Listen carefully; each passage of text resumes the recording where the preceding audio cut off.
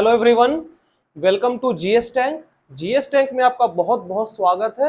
और हम यहाँ डिस्कस कर रहे हैं कंप्यूटर साइंस सब्जेक्ट, यानी बोले तो बीपीएससी 7वां फेज शिक्षक चरण बहाली में जो सब्जेक्ट है कंप्यूटर साइंस, उसका पूरा हम इन डिटेल्स थ्योरी डिस्कस कर रहे हैं एक एक टॉपिक पे।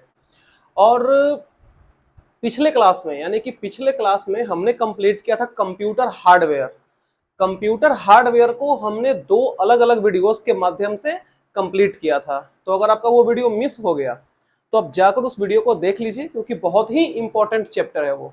जाकर उसको आप देख लीजिए, प्लेलिस्ट प्रॉपर क्रिएट किया हुआ है, कहीं से आपको कोई दिक्कत नहीं होने वाली है। और आप देख रहे होंगे कि ये वीडियो 2-3 दिन बाद आ रही है, क्योंकि हमने सोचा कि कंटेंट बहुत ज़्यादा हो चुका है, लगातार 5-6 लेक्चर आ गया है, तो 1-2 दिन का ब्रेक बनता है। तो मैंने 1-2 दिन का ब्रेक दे भी दिया और ले भी लिया। तो इस ब्रेक के बाद अब हम बात करेंगे कंप्यूटर मेमोरी की। यानी कि आज का जो हमारा टॉपिक रहेगा वो रहेगा कंप्यूटर मेमोरी। इससे पहले अगर आप इस चैनल पे नए हैं तो इस चैनल को आप सब्सक्राइब कर लीजिए और इस वीडियो को लाइक और शेयर कर दीजिए। जितने भी दोस्त आपका तैयारी कर रहे हैं बीपीएससी 7वां चरण शिक्षक बहाली में कंप्यूटर साइंस की, उन सारे तक ये वीडियो शेयर कर दीजिए ताकि उन्हें भी ये हेल्प मिल जाए, वो भी फ्री ऑफ कॉस्ट। क्लियर है? तो आज हम बात करेंगे कंप्यूटर मेमोरी की। तो आइए वीडियो को स्टार्ट करते हैं। अब ये नाम से आपको क्लियर है, मेमोरी। मेमोरी मतलब क्या होगा कि स्टोरेज, कहीं भी कोई डेटा या प्रोग्राम क्या होगा, स्टोर होगा। हम आपको पहले भी ये बताए हैं कि कंप्यूटर साइंस में ऐसा ऐसा टर्म है, ऐसा ऐसा टर्मिनोलॉजी है जो मतलब टर्म से ही आपको आधा से ज्यादा क्लियर हो जाएगा। आधे से ज्यादा क्लैरिटी आपको सिर्फ टर्म का नाम सुन के ही हो जाएगा। वो हम आपको बताते रहेंगे, हिंट देते रहेंगे कि कैसे कैसे क्लैरिटी मिलेगी उसमें। तो पहले इसके डिफिनेशन को देख लेते हैं कि कंप्यूटर मेमोरी होता क्या है। तो computer memory is a storage device which is used to store information.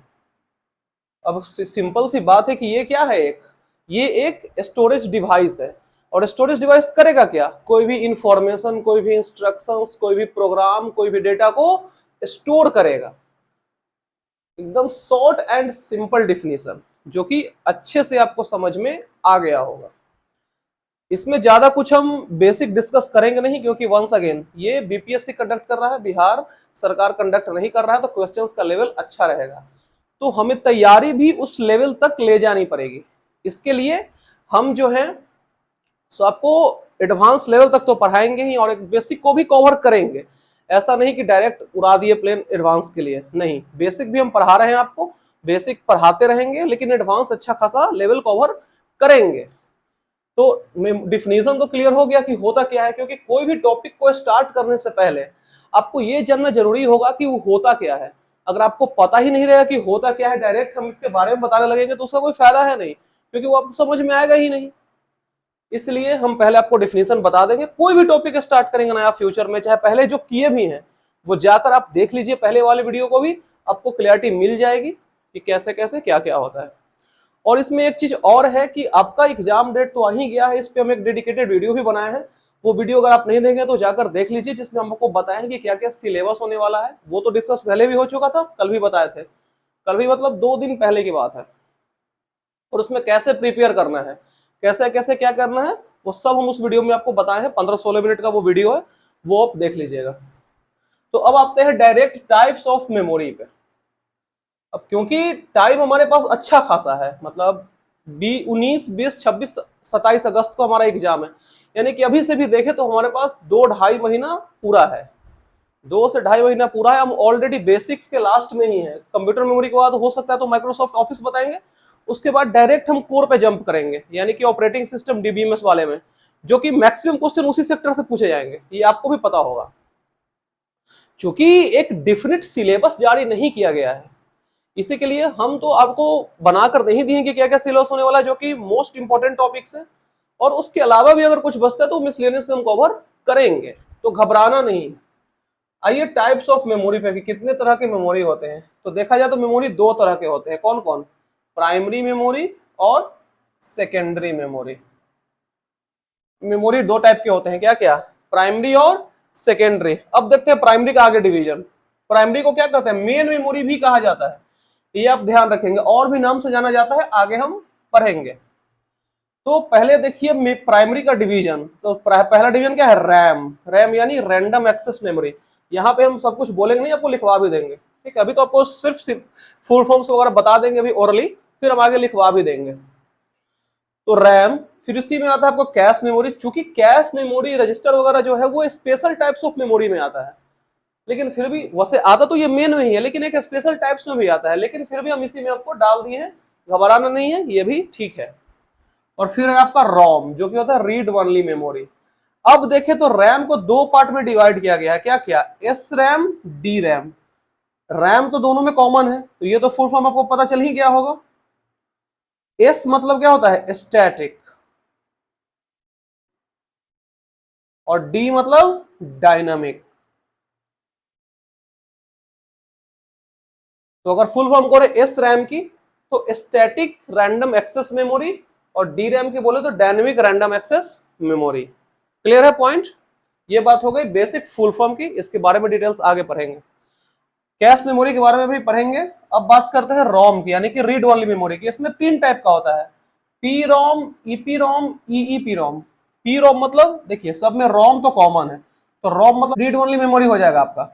लेकिन बाकी के फुल फॉर्म को देखते हैं, तो पी मतलब होता है प्रोग्रामेबल, पी मतलब प्रोग्रामेबल, ईपी मतलब इरेजेबल प्रोग्रामेबल, ईपी मतलब इरेजेबल प्रोग्रामेबल, और ईईपी मतलब electrically erasable programmable, electrically erasable programmable. और रोम तो पता ही है रीड ओनली मेमोरी। तो ये बात हो गई इसके टाइप्स की। अब हम लोग आते हैं इसके सेकेंडरी मेमोरी पे। प्राइमरी हो गया है, अब आते हैं सेकेंडरी पे। सेकेंडरी को ऑक्सिलियरी मेमोरी भी बोला जाता है, सेकेंडरी मेमोरी को ऑक्सिलियरी मेमोरी भी बोला जाता है। और ये जो है सो तीन पार्ट में कैटेगराइज किया गया है जो सेकेंडरी है, जिसमें पहला आपका मैग्नेटिक स्टोरेज, दूसरा है आपका ऑप्टिकल स्टोरेज, और तीसरा है सॉलिड स्टेट स्टोरेज। कहीं कहीं आप देखते होंगे कि इसका बारे में डिवीजन आपको नहीं बताया जाता है कहीं कहीं, क्योंकि वो डायरेक्ट आपको लिख देगा कि hard disk, floppy disk, magnetic tape, pen drive, memory card, ये सब डायरेक्ट लिख देगा। लेकिन हम चाहते हैं कि आपको पूरे कैटेगरी वाइज बताए, पॉइंट नहीं छूटना चाहिए। हमारा प्राइमरी एम क्या है कि पॉइंट एक भी नहीं छूटना चाहिए, जितना डीप हो सके उतना हम लोग पढ़ लेंगे।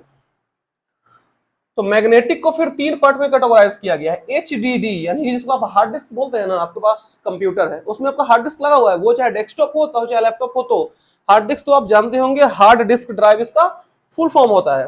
दूसरा है आपका फ्लॉपी डिस्क, तीसरा है मैग्नेटिक टेप। सारे के बारे में पढ़ेंगे, घबराना नहीं है आगे। CD compact disc, DVD digital video disc.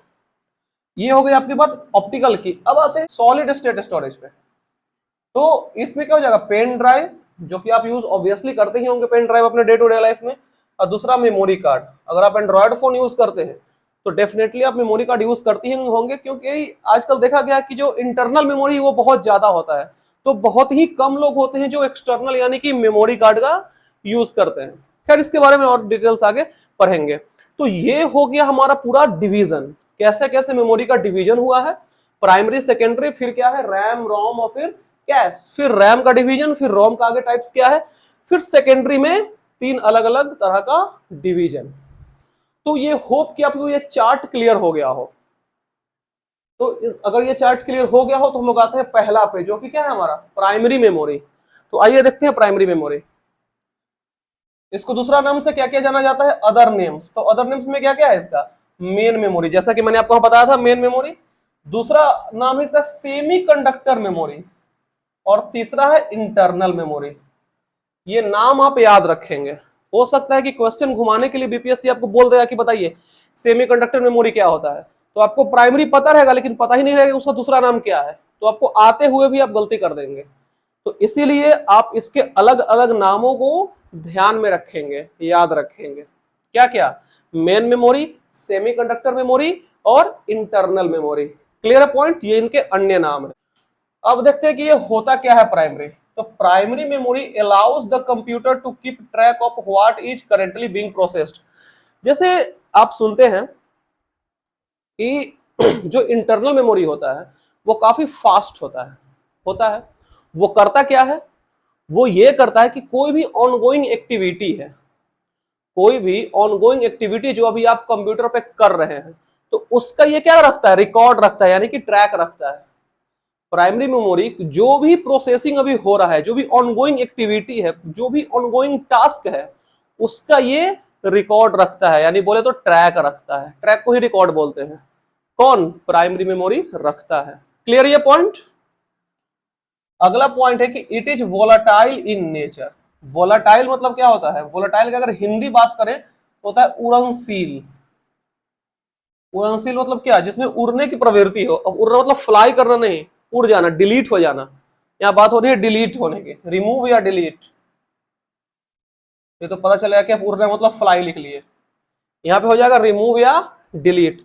तो कहने का मतलब है सिंपली कि वोलाटाइल इन नेचर कहने का ये मतलब है कि अगर आपके सिस्टम का पावर ऑफ हो गया, यानी कि पावर ऑफ होने के बाद जो कंटेंट है, जो इंफॉर्मेशन है, वो इरेज हो जाता है, यानी रिमूव हो जाता है। वही यहाँ पे लिखा हुआ है। इसलिए हम आपको हिंदी बता दिए कि हिंदी से ही पूरा क्लैरिटी आपको मिल जाएगी। उड़नशील यानी कि जैसे ही पावर ऑफ हुआ डिलीट हो जाएगा, जो भी इंफॉर्मेशन स्टोर है, जो भी कंटेंट है, वो डिलीट हो जाएगा।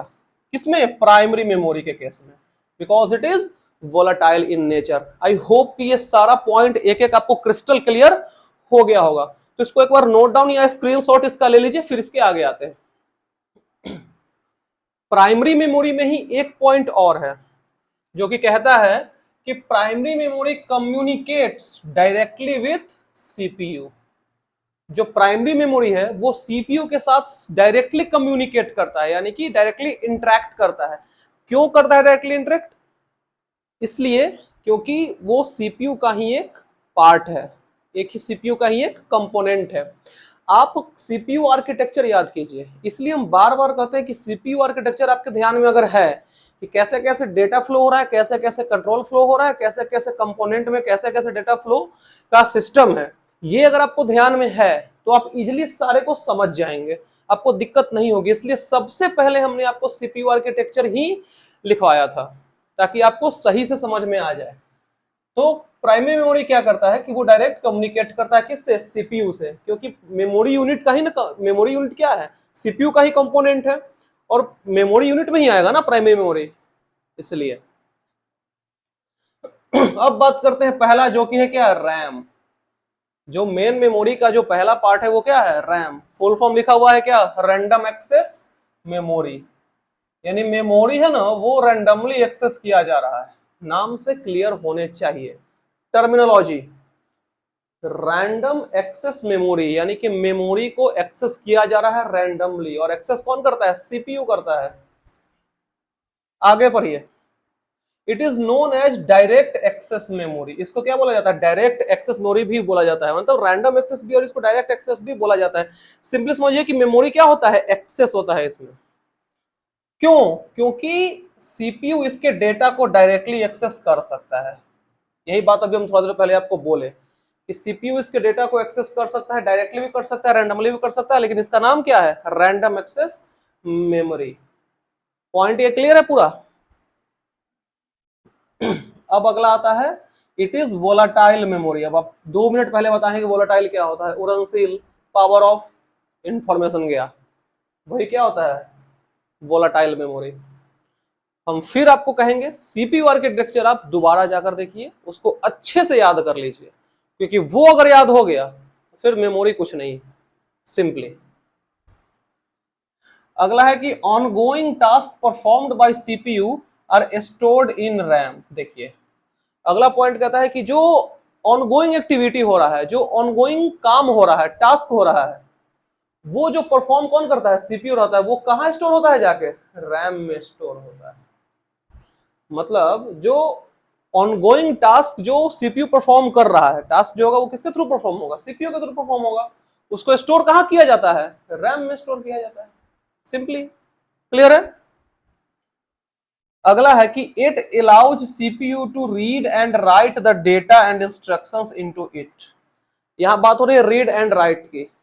अगर आप ये मेमोरी टॉपिक पढ़ रहे हैं तो ये रीड एंड राइट बहुत ही ज्यादा बेसिक टर्म है, ये आपको पता होना चाहिए। वैसे हम बता दे रहे हैं लेकिन फिर भी आपको ये चीज पता होना चाहिए, नहीं तो फिर ये मेमोरी पढ़ने का कोई फायदा नहीं है। देखिए रीड के केस में क्या होता है ना कि वो एक्सेस किया जाता है, ये जो भी हम बात करते हैं ना एक्सेस करने की सीपीयू के द्वारा, यही एक्सेसिंग को क्या बोलते हैं, रीड बोलते हैं। और राइट किसको बोलते हैं, राइट बोलते हैं अल्टर करना, यानी कि मॉडिफिकेशन करना, मॉडिफाई करना, वो क्या होता है, राइट होता है। तो रैम में क्या क्या हो सकता है, रैम में आपको रीड किया जा सकता है, मतलब डेटा रीड किया जाता है, यानी कि डेटा एक्सेस किया जाता है, डेटा राइट किया जाता है, यानी कि डेटा को मॉडिफाई या अल्टर किया जाता है विद इन अ सिस्टम, एक सिस्टम में। ठीक है, क्लियर है पॉइंट। डेटा एंड इंस्ट्रक्शन कर लीजिए, डेटा इंस्ट्रक्शन नहीं, डेटा एंड इंस्ट्रक्शंस। अगला पॉइंट है कि यूज्ड फॉर टेम्पररी स्टोरेज। ये तो आपको पता ही है कि जो मेन मेमोरी होता है वो क्या होता है, टेम्पररी स्टोरेज होता है, अस्थाई स्टोरेज। तो इसको टेम्पररी स्टोरेज के तौर पे यूज किया जाता है, किसको, रैम को। आई होप कि रैम टॉपिक जो है सो आपको पूरे अच्छे से क्लियर हो गया होगा। ये 3-4 पॉइंट ही है रैम से रिलेटेड जो मेन है, वैसे बकवास बहुत कुछ जगह आपको लिखा हुआ मिलेगा, तो उतना आपको नहीं सोचना है, उतना टेंशन नहीं लेना है। ये 4 पॉइंट बहुत ही बुलेट पॉइंट्स है, ये 4 पॉइंट जो है वो बुलेट पॉइंट्स है, ये आपको ध्यान में रखेंगे, सारा रैम आपका क्लियर हो जाएगा। और सीपीयू आर्किटेक्चर, बार बार बोलते हैं सीपीयू आर्किटेक्चर ध्यान होना जरूरी है। अब आते हैं इसके पहले टाइप जो कि है डी रैम, यानी कि ड्राम नहीं पढ़िएगा, D RAM, dynamic RAM, dynamic random access memory. Full form क्या है, dynamic random access memory. RAM का तो पता ही है, रैंडम एक्सेस मेमोरी, और डी लग गया मतलब डायनेमिक। अब सुनिए, डायनेमिक मतलब क्या होता है, सिंपली समझिए, ये सब छोड़िए अभी। डायनेमिक क्या होता है, मतलब बार बार वेरी हो रहा है, बार बार चेंजेस आ रहा है उसमें, ये होता है डायनेमिक। दो चीज होता है, डायनेमिक और स्टैटिक। स्टैटिक क्या हो गया, कांस्टेंट हो गया, वो फिक्स हो गया। और डायनेमिक क्या होता है, वेरिएबल होता है, वेरिएट करते रहता है। नाम से क्लियर है, यानी कि क्या होगा, ये हर बार वेरिएबल मतलब वेरिएट करते रहेगा, बार बार चेंजेस होते रहेगा इसमें। और ये पॉइंट आगे इसमें जरूर मेंशन होगा। पहले देखते हैं किसका बना हुआ होता है, हम बार बार बोलते हैं टर्मिनोलॉजी पे जाइए, ज्यादा बुद्धि नहीं लगाना पड़ेगा आपको। आप अगर फुल फॉर्म आपका क्लियर है ना, तो 60 से 70% आपका उसके बारे में इंफॉर्मेशन क्लियर होगा, ये बात की गारंटी है, क्योंकि कंप्यूटर चलता ही है टर्मिनोलॉजी पे। पॉइंट क्लियर है। अब बात करते हैं कि it is made up of memory cells where each cell is composed of 1 capacitor and 1 transistor. ये किसका बना हुआ होता है, ये बना हुआ होता है मेमोरी सेल का। जो डी रैम है वो बना होता है मेमोरी सेल का, जहां पे एक सेल, जहां पे ईच सेल यानी कि हर एक सेल किसका बना होता है, एक कैपेसिटर और एक ट्रांजिस्टर का। ये थोड़ा इसमें आपको इलेक्ट्रॉनिक टर्म दिख गया होगा, एक कैपेसिटर और एक ट्रांजिस्टर का बना होता है क्या, हर एक सेल, और बना किसका होता है, मेमोरी सेल का। पॉइंट क्लियर है ये। अगला है कि data can be stored in D RAM when it is refreshed frequently. अब देखिए, रिफ्रेश्ड फ्रीक्वेंटली यानी कि क्या हो रहा है, वेरिएट हो रहा है, बार बार उसको रिफ्रेश करना पड़ रहा है, वो कांस्टेंट नहीं है, उसको बार बार रिफ्रेश करना पड़ रहा है, यानी कि बार बार वो वेरी कर रहा है। रिफ्रेश्ड फ्रीक्वेंटली, टर्म पे जाइए, फ्रीक्वेंटली रिफ्रेश। तो इसमें डाटा आपका तभी स्टोर होगा, डी रैम में आपका डाटा तभी स्टोर होगा जब इसको बार बार आप रिफ्रेश कर रहे हैं। इट इज रिफ्रेश्ड फ्रीक्वेंटली, वही लाइन यहाँ पे लिखा हुआ है। अब आपको उम्मीद करते हैं कि जो डी रैम मतलब डायनेमिक है वो समझ में आ गया होगा पूरा, अब कंफ्यूजन आपको नहीं होगा। क्लियर है।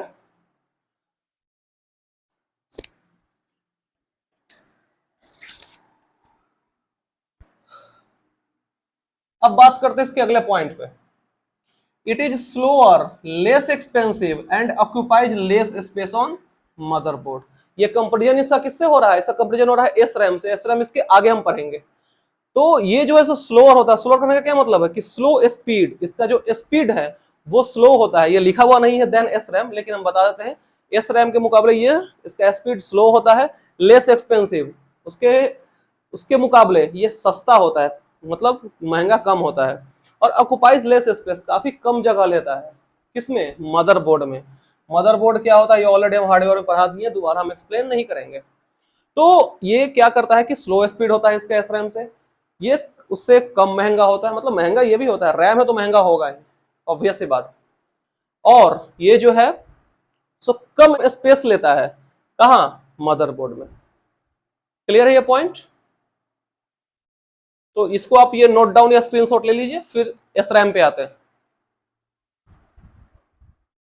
अब बात करते हैं रैम के दूसरे टाइप, जो कि है एस रैम, यानी कि स्टैटिक रैम। फुल फॉर्म की बात करें तो क्या हो जाएगा, स्टैटिक रैंडम एक्सेस मेमोरी। अभी इससे पहले क्या था, डायनेमिक था, मतलब मैंने बोला टर्म पकड़ने के लिए, तो टर्म पकड़ेंगे तो क्या है, डायनेमिक। डीरैम मतलब डायनेमिक, वो ऑलरेडी हम बता चुके हैं। अब है यहाँ पे क्या, स्टैटिक। स्टैटिक मतलब क्या है कि कांस्टेंट रहेगा। स्टैटिक मतलब कांस्टेंट रहेगा। तो इसका कहने का क्या मतलब है कि it need not be refreshed periodically और फ्रीक्वेंटली, इसको बार बार रिफ्रेश करने की जरूरत नहीं है। ये क्या रहेगा, कांस्टेंट रहेगा, फिक्स रहेगा। अगर यही डायनेमिक था तो क्या था कि बार बार रिफ्रेश करना पड़ता था। अब जैसे अगर उसकी एग्जांपल की बात करें डायनेमिक वाले की, तो अगर आप क्रिकेट स्कोर देख रहे हैं मोबाइल लैपटॉप में, अगर आप क्रिकेट स्कोर देख रहे हैं तो आपको बार बार रिफ्रेश करना पड़ता है, बार बार आपको रिफ्रेश करना पड़ेगा, क्योंकि हो सकता है 1 ओवर 2 ओवर के बाद क्या होता है, स्कोर बदलेगा, कितना विकेट डाउन हुआ, कितना ओवर भरा, तो वो ऐसे ही नहीं बताएगा, वो आपको रिफ्रेश करना पड़ेगा, तभी जाके वो क्लियरली अपडेट होता है। इसका मतलब वहां क्या यूज हो रहा है, वहां पे डायनेमिक रैम यूज हो रहा है। वहां पे क्या यूज हो रहा है, डायनेमिक रैम। यहां बात हो रही है स्टैटिक की, तो ये बार बार रिफ्रेश नहीं किया जाता है, इसलिए क्या है, ये स्टैटिक है। बार बार कहते हैं आप इसका टर्म पकड़िए, आपको ऑलरेडी क्लैरिटी मिल जाएगी। अगला पॉइंट है कि data remains in static RAM as long as power supply is provided. इसमें क्या है कि डेटा रिमेन्स इन स्टैटिक मतलब इस रैम में डेटा रहेगा जब तक यहाँ पे पावर सप्लाई है, जब तक पावर सप्लाई है तब तक यहाँ पे डेटा रहेगा। क्लियर है। और ये पॉइंट तो ऑलरेडी डिस्कस हो गया है कि रिफ्रेश बार बार इसको नहीं करना पड़ता है, क्योंकि इसमें डेटा सेव रहता है। हम सब कुछ क्लियरिटी के साथ लिख दे रहे हैं यहाँ पे, ताकि आपको नोट्स बनाने में दिक्कत नहीं हो। क्लियर है इतना पॉइंट। अब आते हैं अगला पे, कि इसका बना हुआ जो था उस समय वो, कि उसमें एक कैपेसिटर एक ट्रांजिस्टर का था। इसमें क्या है कि it uses multiple transistors for each memory cell. अभी मैंने आपको बताया कि जो डी रैम था उसमें क्या था कि हर एक मेमोरी सेल एक कैपेसिटर और एक ट्रांजिस्टर का बना था। इसमें क्या है कि हर एक मेमोरी सेल किसका बना है, मल्टीपल ट्रांजिस्टर, बहुत सारे ट्रांजिस्टर इसमें है। It often use cache memory due to its high speed. इसका स्पीड इतना ज्यादा हाई है, इसको कैश मेमोरी यूज करना पड़ता है। कैश मेमोरी आपको पढ़ाएंगे जब आप स्पेशल टाइप्स ऑफ मेमोरी जब पढ़ाएंगे, उसमें पढ़ाएंगे आपको। ठीक है, अभी तक बस इतना समझिए कि कैश मेमोरी काफी फास्ट मेमोरी होता है, इसी के लिए एस रैम इसका यूज करता है। क्लियर है। अगला है कि it is more expensive and faster than D RAM.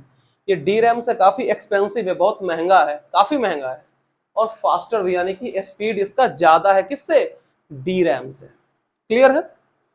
अब इसमें ये कंप्लीट हो गया आपका रैम वाला, रैम पार्ट आपका कंप्लीट हो गया। अब इसमें रैम में और भी होता है, जैसे आप सुनते हो ना कि DDR1, DDR2, DDR3, DDR4, LPDDR2, ये सब आप सुनते हैं। वो थोड़ा ज्यादा हाई लेवल कंसेप्ट है, वो आपका हो जाएगा फिर इलेक्ट्रॉनिक्स पार्ट, तो वो उतना आपको यहाँ नहीं पढ़ना है। वो जो LPDDR या फिर DDR वगैरह है जो कि मोबाइल में यूज किया जाता है, वो सब आपको इसमें नहीं पढ़ना, वो थोड़ा ज्यादा हाई लेवल कंसेप्ट हो जाएगा, तो वो हम यहाँ डिस्कस नहीं करेंगे। और वैसा कि आप देखते ही आपके फोन में कितना एडवांस प्रोग्राम हो चुका है फोन में, उसका जो रैम है वो कितना है, 4 GB है, 6 GB है, 8, 12, 16, इतना 12 तक तो आता है फोन में रैम। OnePlus में शायद 12 तक आता है। एप्पल उतना देता नहीं है, क्योंकि एप्पल इतना ज्यादा वो ऑप्टिमाइज रहता है कि उसको देने का जरूरत नहीं है, वो उसका 4 GB 6 GB ही मोर देन इनफ है। तो ये तो बात हो गई मोबाइल के यूजर्स की, तो मैंने आपको बता दिया। तो ये बात हो गई पूरे रैम की। इसके बाद हम बात करेंगे रोम की, ROM, यानी कि रीड ओनली मेमोरी। अगेन आपको टर्म से क्लियरिटी मिल जानी चाहिए। रीड ओनली मेमोरी, सिर्फ रीड करेगा, रीड ओनली मेमोरी यानी कि सिर्फ रीड करेगा, यहाँ पे राइट नहीं होगा। रीड एंड राइट क्या होता है, ये क्लैरिटी आपको होगी, मैंने थोड़ी देर पहले बताया भी है। तो इसमें क्या होगा कि सिर्फ रीड होगा, राइट नहीं होगा। नाम से क्लियर हो गया होगा, आई होप। इसमें क्या होता है कि in this memory we can only read but can't write on it. वही बात हो गई, हम आपको बार बार बोलते हैं, टर्म पकड़िए, खुद ब खुद समझ में आ जाएगा। रीड ओनली मेमोरी, सिर्फ रीड होगा, राइट नहीं होगा। अब इसके कहने का क्या मतलब है, इसको और सिंप्लीफाइड वे में समझिए। Once ROM chip is programmed at time of manufacturing, it can't be reprogrammed और रीरिटन। जब रोम चिप बनता है, जब रोम चिप फैक्ट्री में बनता है, उसके मैन्युफैक्चरिंग के समय में जो उसमें प्रोग्रामिंग किया जाता है, वो जब बनते समय एक बार उसमें प्रोग्राम कर दिया जाता है, उसके बाद वो दोबारा वो प्रोग्राम उसमें नहीं हो पाता है। यहां पे थोड़ा सा गलती है, इट कांट भी होगा, इट कांट बी रीप्रोग्राम्ड और रीरिटन, सॉरी यहाँ पे मिस्टेक हो गया था। तो एक बार जब ये फैक्ट्री में जिसमें बनते समय इसमें प्रोग्राम कर दिया जाता है, उसके बाद इसमें दोबारा प्रोग्राम नहीं किया जा सकता है। यहाँ पे कैन हो गया था तो थोड़ा कंफ्यूजन हो गया था। तो इट कांट बी रीप्रोग्राम्ड और रीरिटन, उसमें दोबारा न उसमें राइट किया जाता है, जिसका कहने का मतलब है कि उसमें दोबारा प्रोग्राम नहीं किया जा सकता है। आई होप ये पॉइंट आपको क्रिस्टल क्लियर हो गया होगा। तो अगला पॉइंट है कि it is non volatile in nature. Volatile क्या होता है? उड़नशील, यानी कि पावर ऑफ, तो content erase.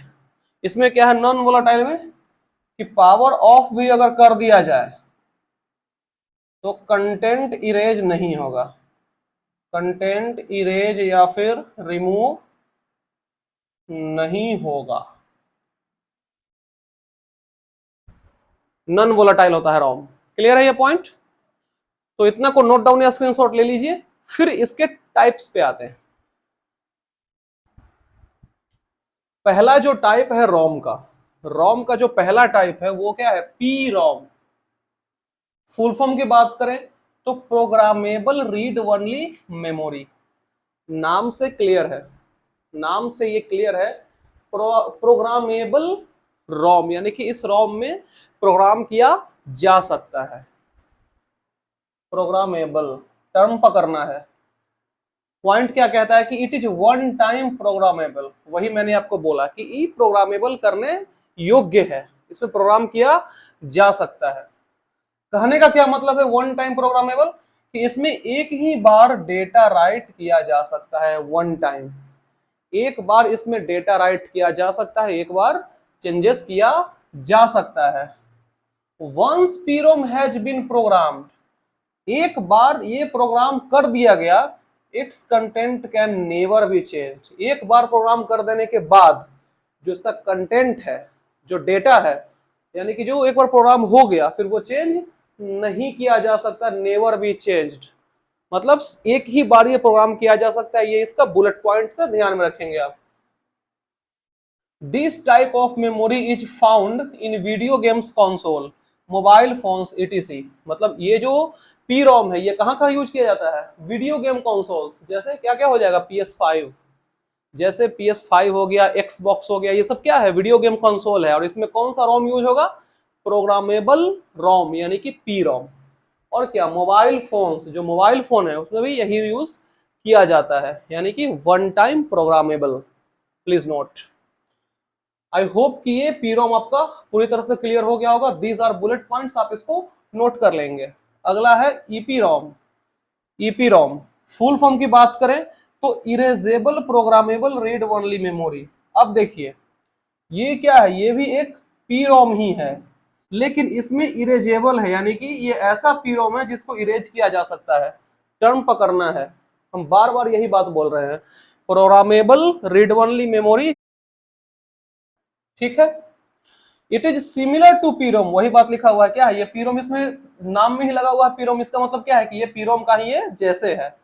But it can be erased by exposure to strong ultraviolet rays and then rewritten. इसमें ये कंसेप्ट नहीं है कि कितना बार किया जा सकता है, ये सिर्फ इरेजेबल किया गया है।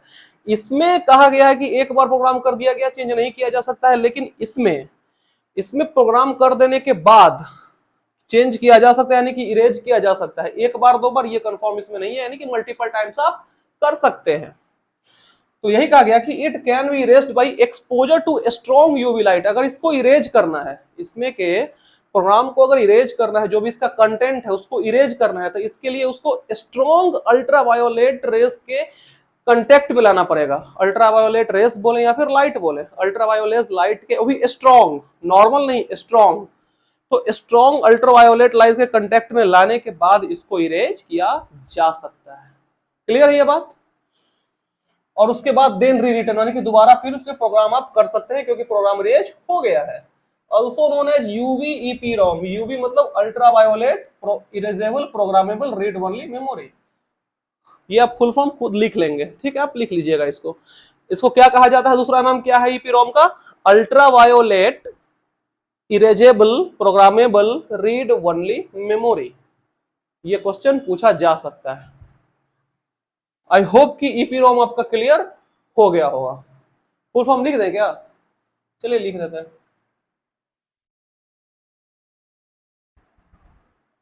अल्ट्रा वायोलेट इरेजेबल, अब पीरोम का तो आप लिख लीजिएगा, ठीक है। तो ये दूसरा पार्ट। अब तीसरा क्या है? ईई पीरोम। ईई पीरोम कहने का मतलब है electrically erasable programmable read only memory. सिर्फ आप टर्म पकड़ लीजिए, हम हर टॉपिक के शुरुआत में बोलते हैं टर्म पकड़ लीजिए। मतलब ये क्या है? यही वाला चीज है, इरेजेबल ही है, लेकिन इसको इरेज कैसे किया जाएगा? इलेक्ट्रिकली, यानी कि इलेक्ट्रिक चार्ज के हेल्प से, इलेक्ट्रिक पल्स के हेल्प से। सिंपली करने का क्या मतलब है? इलेक्ट्रिक चार्ज के हेल्प से, इलेक्ट्रिक पल्स के हेल्प से इसको इरेज किया जाएगा। सिंपली अगर इरेजेबल की बात करें तो किसमें था? वो होता था यूवी लाइट के कांटेक्ट में आने के बाद। इसमें क्या है? इलेक्ट्रिकली, इलेक्ट्रिकली इसको इरेज किया जाएगा। Simple is that. पॉइंट कहता है सिमिलर टू ईपीरोम। नाम में ही ईपीरोम लगा हुआ तो ऑब्वियस सी बात है कि सिमिलर होगा, कहने की कोई जरूरत ही नहीं है। But it can be erased electrically. इसका जो कंटेंट है उसको इरेज कैसे किया जाएगा? इलेक्ट्रिकली, इलेक्ट्रिक चार्ज के हेल्प से। देन री रिटेन इलेक्ट्रिकली, फिर उसके बाद दोबारा भी प्रोग्राम अब इसमें कर सकते हैं इलेक्ट्रिकली, इलेक्ट्रिक चार्ज के हेल्प से। नाम ही में लगा हुआ है इलेक्ट्रिकली, ध्यान में रखना है। आई होप कि ये पूरा पॉइंट आपको क्रिस्टल क्लियर हो गया होगा। बस टर्म पकड़ना है आपको, बाकी काम आप ऑटो कॉमन सेंस से समझ जाएंगे। क्लियर है? अगला पॉइंट है most flexible type of ROM. ये ऐसा रोम का टाइप है जो बहुत फ्लेक्सिबल है, यानी कि इसको तो ऑब्वियस सी बात है कि इरेज किया जा ही रहा है, री रिटेन या दोबारा भी प्रोग्राम किया जा रहा है, तो ये काफी फ्लेक्सिबल है। Commonly used for BIOS. BIOS तो पता है आपको ना, बेसिक इनपुट आउटपुट सिस्टम। अगर आपको पूरा डिटेल्स वगैरह जानना है कि क्या क्या इसमें स्टोर होता है नहीं है, जो भी सेटिंग वगैरह है, वो उसके सेटिंग में जाके जब आपका कंप्यूटर या लैपटॉप ऑन होता है तो आप ESC डिलीट वगैरह, जो हर कंप्यूटर का तो अलग अलग होता है, लेकिन आप अगर प्रेस करेंगे F12 या फिर F9 कुछ है ऐसे, हर का अलग अलग है। HP का F9 से होता है। तो अगर उस ऑप्शन में इंटर करेंगे तो आपको पूरा बेसिक इनपुट आउटपुट सिस्टम जो बायोस सेटअप नाम से आपको दिखेगा, उसमें आप जाएंगे तो आपको बहुत सारे ऑप्शन आएंगे, फिर वहां से आप उसको देख सकते हैं क्या क्या इसमें है। तो इसका यूज कहां किया जाता है EEPROM का? बायोस के लिए। क्यों? क्योंकि वहां पे इरेजेबल मतलब इरेज भी किया जा सकता है, फिर रीप्रोग्राम, दोबारा भी उसमें प्रोग्रामिंग किया जा सकता है, यानी कि री रिटर्न। क्लियर है? दोबारा राइट किया जा सकता है। तो आई होप कि ये पूरा आपका आज का जो प्राइमरी मेमोरी हम पढ़ाए हैं आपको, पूरा जीरो से लेके पूरा हायर लेवल तक, वो आपको अच्छे से समझ में आ गया होगा। तो ये बात हो गई आपका प्राइमरी मेमोरी का। इसके बाद आता है क्या? Secondary memory. Secondary memory exam point of view से उतना इंपॉर्टेंट नहीं रहता है। अगर उसका क्वेश्चन भी आता है तो बेसिक ही आता है, वो क्वेश्चन देख के आप पकड़ लेंगे। लेकिन इसमें भी तो आप पकड़ ही लेंगे, बस आपको टर्म पकड़ना है। लेकिन उसमें शायद आपको टर्म उसमें नहीं भी पकड़ा है, क्योंकि थोड़ा सा इधर उधर है, तो उसको हम बताएंगे, लेकिन पूरा इतना डिटेल्स में नहीं बताएंगे, क्योंकि प्राइमरी मेमोरी जो है सो हर एग्जाम पॉइंट ऑफ व्यू से, वो ये BPSC का हो चाहे और भी कोई एग्जाम हो, वो बहुत इंपॉर्टेंट हो जाता है। इसलिए हम पूरा तोड़ तोड़ के आपको समझाएं, लेकिन इतना तोड़ तोड़ के समझाने का जरूरत सेकेंडरी मेमोरी में नहीं है, क्योंकि वो इतना इंपॉर्टेंट नहीं है, ठीक है। लेकिन फिर भी हम कुछ कुछ पॉइंट्स का जो है सो एक्सप्लेन कर देंगे ओरली, या फिर थोड़ा थोड़ा लिख के, ज्यादा डिटेल्स में लिख के नहीं। वो हम काम करेंगे कल, और कल हम दो तीन चीज और पढ़ेंगे। पहला चीज कि थोड़ा सा सेकेंडरी का इंट्रोडक्शन देखेंगे, थोड़ा थोड़ा उसके बारे में, जो जो उसके पार्ट्स है वो पढ़ेंगे। उसके बाद हम लोग पढ़ेंगे स्पेशल टाइप्स ऑफ मेमोरी, जिसमें कैश भी इंक्लूड है, वर्चुअल मेमोरी, ये सब पढ़ेंगे कल। 3 टाइप का है। उसके बाद हम लोग पढ़ेंगे मेमोरी का हायरार्की, सबसे ऊपर जैसे रजिस्टर है, फिर कैश है, प्राइमरी है, सेकेंडरी, वो जो हायरार्की है वो पढ़ेंगे। और एक मोस्ट इंपॉर्टेंट मेमोरी कन्वर्जन पढ़ेंगे। जो आप सुनते हैं ना कि 1024 MB में 1 GB होता है, 1024 GB में 1 TB होता है, तो ऐसा पूरा एक हम पूरा लिस्ट उसका आपको तैयार कर देंगे, जो कि आप एक बार देख लेंगे तो आपको पूरा समझ में आ जाएगा। हम आपको उसको एक्सप्लेन भी कर देंगे। तो ये हम करेंगे कल की क्लास में, क्योंकि एक ही वीडियो में इतना ज्यादा कर देंगे तो फिर आप पे भी बर्डन आ जाएगा, आपको प्रॉब्लम हो जाएगा। इसलिए हम चाहते हैं कि अलग अलग पार्ट में आधे आधा घंटा का 2 वीडियो रहेगा। ये भी वीडियो ऑलमोस्ट आधा घंटा का बन ही गया है, तो उसका डिस्कशन हम कल करेंगे, क्योंकि थोड़ा थोड़ा ही पढ़ेंगे, अभी टाइम काफी है। इतना भी नहीं है कि हड़बड़ा के तुरंत 10 दिन में ही सब कुछ कंप्लीट कर देना, ऐसा नहीं है। आराम से हम लोग चलते चलेंगे, ऑब्वियसली क्लियर हो जाएगा, एक भी पॉइंट नहीं छूटेगा। तो फिलहाल इस वीडियो में इतना ही। देखने के लिए आपका बहुत बहुत धन्यवाद। और यदि आपको ये आज का वीडियो पसंद आया है, अगर पसंद है तो कमेंट में बताइए कि कैसा है वीडियो। पसंद है लाइक भी कीजिए और इस वीडियो को शेयर भी कर दीजिए, ताकि सभी जरूरतमंद तक ये वीडियो पहुंच जाए, जो कि फुल्ली कंसेप्चुअल वीडियो चल रहा है। आगे चल के हो सकता है इसके एमसीक्यू भी करा देंगे अगर टाइम बचेगा और जैसा आपका डिमांड रहेगा। ठीक है, तो और चैनल को सब्सक्राइब भी कर लीजिए। फिर मिलते हैं कल, इसी टॉपिक को कंटिन्यू करेंगे, सेकेंडरी मेमोरी को। तब तक के लिए thank you so much, bye bye, take care.